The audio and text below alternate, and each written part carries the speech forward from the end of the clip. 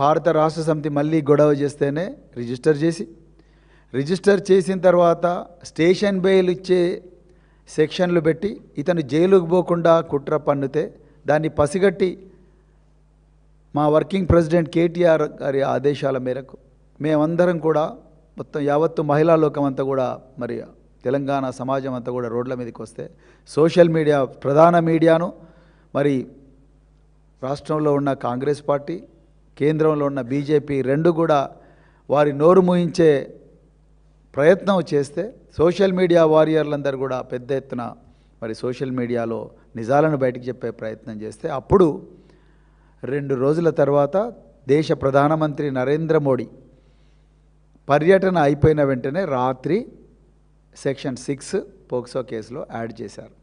ఇంత పోరాటం చేయాల్సి వచ్చింది. దాని తర్వాత కూడా సాక్షాత్తు ముఖ్యమంత్రి హోంమంత్రి అయిన రేవంత్ రెడ్డి గారే నా చేతిలో ఏం లేదు, నాకేం తెలియదు అని చెప్పి నిందితుడి తండ్రిని బహిరంగంగా ప్రజలందరూ చూస్తుండగానే దయచేసి నీ కొడుకును మాకు సరెండర్ చెయ్యి అని చెప్పి అడగడం అనేది కూడా తెలంగాణ రాష్ట్ర ప్రజలందరూ కూడా చూశారు. 1,00,000 మంది పోలీసులకు బాస్ అయిన ఒక ముఖ్యమంత్రి, ఒక హోంమంత్రి అయిన రేవంత్ రెడ్డి గారే డైరెక్ట్గా కేంద్ర హోంశాఖ సహాయ మంత్రిని దయచేసి నీ కొడుకును మాకు సరెండర్ చేయి, మేము పట్టుకోలేకపోతున్నాం అని నిస్సహాయంగా ఆయనను ప్రాధేయపడడం కూడా తెలంగాణ సమాజం చూసింది. ఇక చివరికి ప్రజలు వదలడం లేదు. భారత రాష్ట్ర సమితి మరి బాధితురాలి కోసం పోరాడుతూనే ఉన్నది.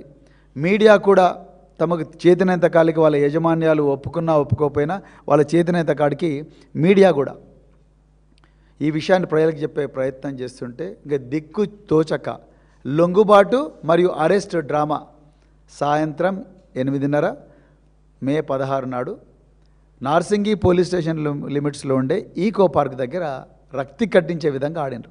ఒకవైపు ముఖ్యమంత్రి ఏమో మేము బండి భగీరథ్ని అరెస్ట్ చేసినామంటారు, మరోవైపు భగీరథ్ తండ్రి అయిన బండి సంజయ్ గారేమో నా కొడుకుని నేను లొంగిపోయేలా చూసినా అంటాడు. చివరికి ఏదైతేనే ఈయన పేట్ బషీరాబాద్ పోలీస్ స్టేషన్లో పోయి ఆయన 2 లాయర్ల సమక్షంలో ఆయన లొంగిపోయిన ఆయన చుట్టూ ఎవ్వరు కూడా పోలీస్ ఆఫీసర్ లేరు. మే 16 నుండి జూన్ 19 వరకు బండి భగీరథ్ గారు చెర్లపల్లి జైల్లో ఉన్నారు. ఆయన మేడ్చల్ మల్కాజ్గిరి సెషన్స్ కోర్టులో Medchal Malkajgiri honourable session judge cum first additional district judge Medchal Malkajgiri డిస్ట్రిక్ట్లో ఉండే కోర్టులో తను 3 సార్లు బెయిల్కి అప్లై చేసుకున్నాడు. 3 సార్లు కూడా బెయిల్ రిజెక్ట్ అయింది.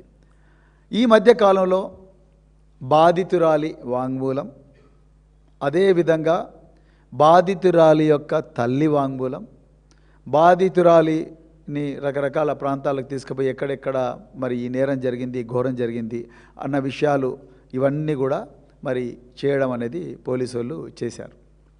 అదేవిధంగా నిందితుడిని కూడా రకరకాల నేర స్థలాలకు తీసుకుపోయినట్టుగా మాకు తెలిసింది. అయితే బాధితురాలి వాంగ్మూలం మెజిస్ట్రేట్ ముందర 164 సిఆర్పిసి కింద కూడా పోలీసు వాళ్ళు రికార్డ్ చేసిండ్రు. సో ఇందులో మరి బాధితురాలని బాధితురాలికి ఒకవైపు అన్యాయం జరిగిందని ఆమె వాళ్ళ అమ్మ ఇద్దరు ఏడుస్తుంటూ ఉంటే, మరోవైపు కేంద్ర హోంశాఖ సహాయ మంత్రి ఆయన అనుంగు అనుచరులు బీజేపీ యొక్క ఐటీ ఆర్మీ ఈ అమ్మాయి ఫోటోలు, ఈ అమ్మాయి అతనితో తిరిగిన వీడియోలు ఇవన్నీ కూడా మొత్తం కూడా సోషల్ మీడియాలో టోటల్గా సర్క్యులేట్ చేసిండ్రు. అప్పుడు కూడా మేము దాదాపు 100 సోషల్ మీడియా హ్యాండిల్స్ బీజేపీకి చెందినవి, బండి సంజయ్ గారి యొక్క అనుచరులకు చెందినవి, వీళ్ళందరి సోషల్ మీడియా హ్యాండిల్స్ యొక్క ఇన్ఫర్మేషన్ విత్ లింక్తో సహా మేము పేట్ బషీరాబాద్ ఇన్స్పెక్టర్ గారికి ఇవ్వడం జరిగింది. ఇప్పుడు పోక్సో అనేది మామూలు చట్టం కాదనేది అందరికి కూడా స్పష్టం.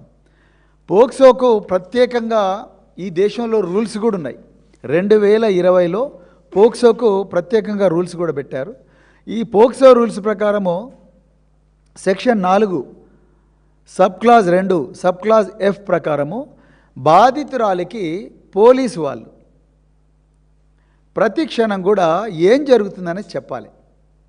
ఇది రూల్ చెప్తున్నది. అంటే ఎవరెవరిని అరెస్ట్ చేశాము, జైల్లో ఎవరున్నారు, అదేవిధంగా ఇంకా ఇన్వెస్టిగేషన్లు ఎవరెవరి స్టేట్మెంట్ రికార్డ్ చేశారనేది చెప్తూ ఉండాలి. అదేవిధంగా పబ్లిక్ ప్రాసిక్యూటర్ ఎవరైతే ఈ పోక్సో కేసులో పబ్లిక్ ప్రాసిక్యూటర్ ఉంటారో, ఎందుకంటే జిల్లాకు ఒక ఫాస్ట్ ట్రాక్ కోర్టు ఉంది, ఎవరైతే స్పెషల్ పీపీ కానీ పీపీ అంటే పబ్లిక్ ప్రాసిక్యూటర్ ఉంటారో ఈ పబ్లిక్ ప్రాసిక్యూటర్ తప్పనిసరిగా ఈ బాధితురాలి స్టేట్మెంట్ యొక్క కాపీ, నిందితుడి యొక్క కన్ఫెషన్ కాపీ, ఇంకా ఏవైనా ఉంటే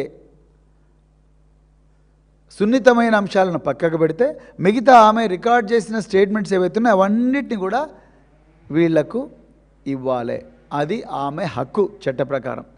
చాలా క్లియర్గా సెక్షన్ చెప్తుంది. సెక్షన్ 193 BNSS కానీ, అదేవిధంగా section rule 4 of POCSO rules చెప్తుంది. అదేవిధంగా ఇక ఒక్క క్షణం పక్కకు పెడితే అదేవిధంగా సరే ఇప్పుడు దీనికి వద్దాం.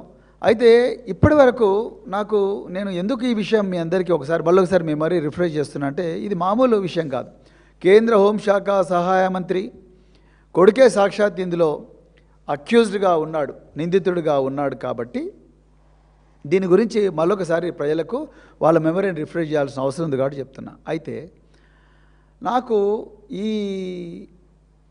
బాధితురాలి తల్లి మాతోని 17-18వ తారీఖు నాడు మాతో మాట్లాడింది. వారు ఏమంటున్నారు, సార్ మాకు ఎవ్వరూ ఏం జరుగుతుందో చెప్పడం లేదు పేట్ బషీరాబాద్లో అంటున్నారు. జాగ్రత్తగా చూడండి. ఒకవైపేమో చట్టం బాధితురాలి పక్షాన్నే ఉండాలి, వ్యవస్థ అంతా కూడా ఎంత పక్షాన ఉండాలంటే ఒకవేళ ఇన్వెస్టిగేటింగ్ ఆఫీసర్ కోఆపరేట్ చేయకపోతే, ఆయనకు సమయం లేకపోతే ఒక ఎస్పీ ర్యాంక్ అధికారి కానీ, అంటే ఒక డీసీపీ ర్యాంక్ అధికారి కానీ, లేకపోతే ఒక ఎస్పీ ర్యాంక్ అధికారి కానీ, ఒక డీసీపీ ఉమెన్ సేఫ్టీ కానీ ఈ అమ్మాయితో రెగ్యులర్గా టచ్లో ఉండాలనేది పోక్సో రూల్స్ చెప్తున్నాయి. మైనర్ బాలిక కాబట్టి, సున్నితమైన అంశం కాబట్టి.